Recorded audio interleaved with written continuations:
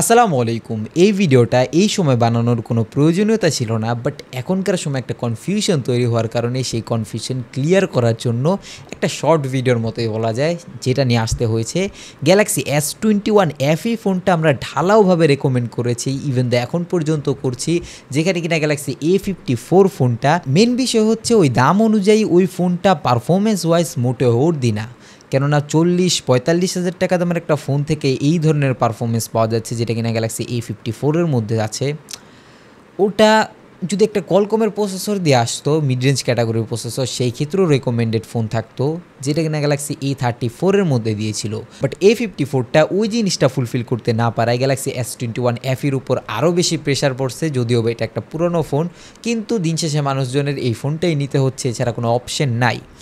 এতদিন যাবৎ কনফিউশন ছিল না, কেননা এক্সিনোস প্রসেসর দিয়ে আসা যে ফোনটা এসেছে, সেই ফোনটা খুব বেশি একটা দামে তফাৎ ছিল না কলকমের প্রসেসরের সাথে। সেই জন্য গিয়ে মানুষজনেরও খুব বেশি একটা কনফিউশন হতো না, তারা বাই ডিফল্টভাবে একদমই কলকমের ভেরিয়েন্টটাই গিয়ে কিনতো।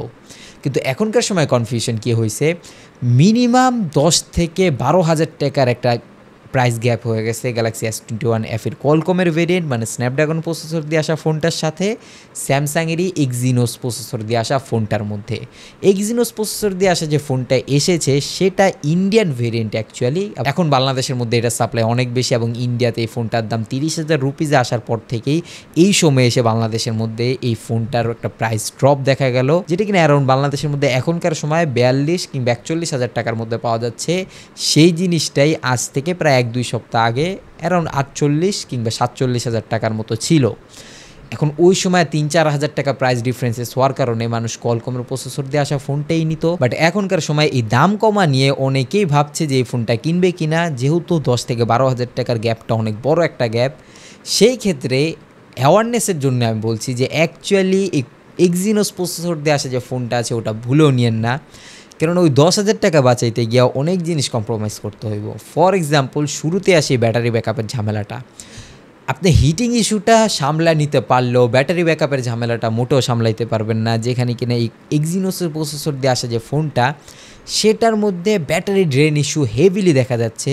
আর অপটিমাইজও না খুব বেশি একটা, কেননা এটার হিটিং মাত্র অতিরিক্ত লেভেলে চলে যায়, এবং এক্সিনোসের পারফরমেন্স মিনিমাম 20% ড্রপ থাকে কলকমের প্রসেসর থেকে। আর সবচাইতে বড় বিষয়, এই ফোনটা অলমোস্ট 2 বছর হয়ে গেছে। এটা আপনি একটা নতুন ফোন হিসাবে যদি কিনেন, সেই ক্ষেত্রে আপনি ওই জিনিসটা এক্সপেক্টই করবেন আরও 3 বছর চলবো।